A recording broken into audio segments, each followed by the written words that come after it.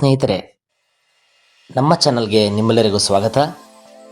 Bharat cricket ಅಭಿಮಾನಿಗಳಿಗೆ ದೊಡ್ಡ ನಿರಾಸೆ ಎದುರಾಗಿದೆ. ಇಂಗ್ಲೆಂಡ್ ವಿರುದ್ಧದ T20 ಸರಣಿಯಲ್ಲಿ ಟೀಮ್ ಇಂಡಿಯಾ ಹೀನಾಯ ಸೋಲು ಕಂಡಿದ್ದು, ಒಂದೇ ಸರಣಿಯಲ್ಲಿ 3 ಕೆಟ್ಟ ದಾಖಲೆಗಳನ್ನು ಬರೆದಿದೆ. ಈ ಸೋಲಿಗೆ ಕಾರಣವೇನು?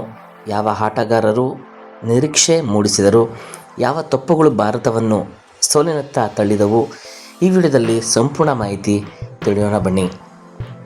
4ನೇ T20 ಪಂದ್ಯದಲ್ಲಿ ಟಾಸ್ ಸೋತ ಭಾರತ ಮೊದಲು ಬ್ಯಾಟಿಂಗ್ ಮಾಡಲು ಇಳಿಯಿತು.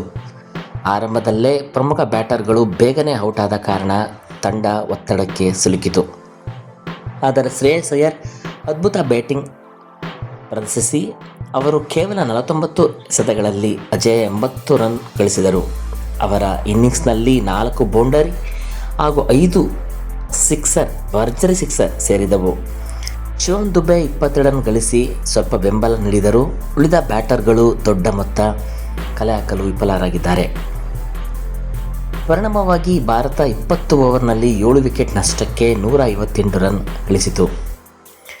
ಇಂಗ್ಲೆಂಡ್ನ ಸ್ಫೋಟಕ ಬ್ಯಾಟಿಂಗ್ 159 ರನ್ ಗುರಿಯನ್ನು ಬೆನ್ನಟ್ಟಿದ ಇಂಗ್ಲೆಂಡ್ ಆರಂಭದಿಂದಲೇ ಆಕ್ರಮಣಕಾರ ಬ್ಯಾಟಿಂಗ್ ಆಟವಾಡಿತು. ಫಿಲ್ ಸ್ಟಾಲ್ ಅಜೇಯ 59 ರನ್ ಗಳಿಸಿದರೆ ನಾಯಕ ಹ್ಯಾರಿ ಬ್ರೂಕ್ ಕೇವಲ 35 ಎಸೆತಗಳಲ್ಲಿ 79 ರನ್ ಹಿಡಿಸಿ ಭಾರತದ ಬೌಲರ್ಗಳನ್ನು ಸಂಪೂರ್ಣವಾಗಿ ಕಂಗೆಡಿಸಿದ್ದಾರೆ. ಇಂಗ್ಲೆಂಡ್ ಕೇವಲ 1 ವಿಕೆಟ್ ಕಳೆದುಕೊಂಡು ಇನ್ನು 37 ಎಸೆತಗಳು ಬಾಕಿ ಇರುವಾಗಲೇ ಗುರಿ ತಲುಪಿತು. ಭಾರತದ ಸೋಲಿಗೆ ಪ್ರಮುಖ ಕಾರಣಗಳೇನು? ಮೊದಲನೆಯದು, ಉತ್ತಮ ಆರಂಭ ಸಿಗಲಿಲ್ಲ. ಎರಡನೆಯದು, ಮಧ್ಯಮ ಕ್ರಮದಲ್ಲಿ ಯಾರೂ ದೊಡ್ಡ ಜೊತೆಯಾಟ ಕಟ್ಟಲಿಲ್ಲ. ಮೂರನೆಯದು, ಭಾರತದ ಬೌಲರ್ಗಳು ಲೈನ್ ಮತ್ತು ಲೆಂತ್ ಕಾಪಾಡಲು ವಿಫಲರಾದರು. ನಾಲ್ಕನೆಯದು, ಇಂಗ್ಲೆಂಡ್ ಬ್ಯಾಟರ್ಗಳ ಆಕ್ರಮಣಕಾರಿ ಆಟಕ್ಕೆ ಸೂಕ್ತ ಯೋಜನೆ ಇರಲಿಲ್ಲ. ಭಾರತ ಬರೆದ 3 ಕೆಟ್ಟ ದಾಖಲೆಗಳೇನು ಅಂದರೆ, ಮೊದಲ ದಾಖಲೆ, ಇಂಗ್ಲೆಂಡ್ ವಿರುದ್ಧ 2 ಅಥವಾ ಅದಕ್ಕಿಂತ ಹೆಚ್ಚು ಪಂದ್ಯಗಳ T20 ಸರಣಿಯನ್ನು ಭಾರತ ಮೊದಲ ಬಾರಿಗೆ ಸೋತಿದೆ. ಎರಡನೆಯದು, 2019 ನಂತರ ಭಾರತ ಮೊದಲ ಬಾರಿಗೆ ಇಂಗ್ಲೆಂಡ್ ವಿರುದ್ಧದ ದ್ವಿಪಕ್ಷೀಯ T20 ಸರಣಿಯನ್ನು ಕಳೆದುಕೊಂಡಿದೆ. ಮೂರನೇ ದಾಖಲೆ, 2019 ನಂತರ ಭಾರತ ಸತತವಾಗಿ 2 T20 ಸರಣಿಗಳನ್ನು ಸೋತಿದೆ. ಇದಕ್ಕೂ ಮೊದಲು ಐರ್ಲೆಂಡ್ ವಿರುದ್ಧವೂ ಭಾರತ ಸೋಲು ಕಂಡಿತ್ತು. ಅಭಿಮಾನಿಗಳ ಪ್ರತಿಕ್ರಿಯೆ ಏನಿದೆ ನೋಡೋಣ ಬನ್ನಿ. ಸೋಲಿನ ಬಳಿಕ ಸಾಮಾಜಿಕ ಜಾಲತಾಣಗಳಲ್ಲಿ ಅಭಿಮಾನಿಗಳು ತೀವ್ರ ಅಸಮಾಧಾನ ವ್ಯಕ್ತಪಡಿಸಿದ್ದಾರೆ. ಕೆಲವರು ತಂಡದ ಆಯ್ಕೆ ಬಗ್ಗೆ ಪ್ರಶ್ನೆ ಎತ್ತಿದ್ದರೆ, ಇನ್ನೂ ಕೆಲವರು ಬೌಲಿಂಗ್ ವಿಭಾಗದ ವೈಫಲ್ಯವೇ ಸೋಲಿಗೆ ಪ್ರಮುಖ ಕಾರಣ ಎಂದು ಅಭಿಪ್ರಾಯಪಟ್ಟಿದ್ದಾರೆ.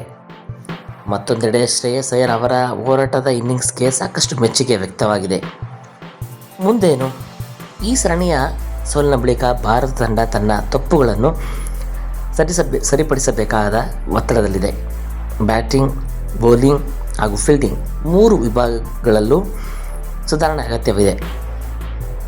ಮುಂದಿನ ಸರಣಿಯಲ್ಲಿ ಭಾರತ ಬಲಿಷ್ಠವಾಗಿ ಕಮ್ಬ್ಯಾಕ್ ಮಾಡುತ್ತದೆ ಎಂಬುದನ್ನು ಕಾದು ನೋಡಬೇಕಿದೆ. ಕೊನೆಯದಾಗಿ, ಈ ಪಂದ್ಯದ ಬಗ್ಗೆ ನಿಮ್ಮ ಅಭಿಪ್ರಾಯವೇನು? ಭಾರತದ ಸೋಲಿಗೆ ಪ್ರಮುಖ ಕಾರಣ ಏನು ಎಂದು ನೀವು ಭಾವಿಸುತ್ತೀರಿ? ಕಾಮೆಂಟ್ನಲ್ಲಿ ತಿಳಿಸಿ.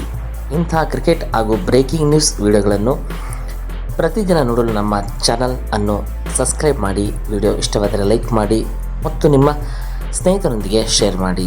ಧನ್ಯವಾದಗಳು ಸ್ನೇಹಿತರೆ.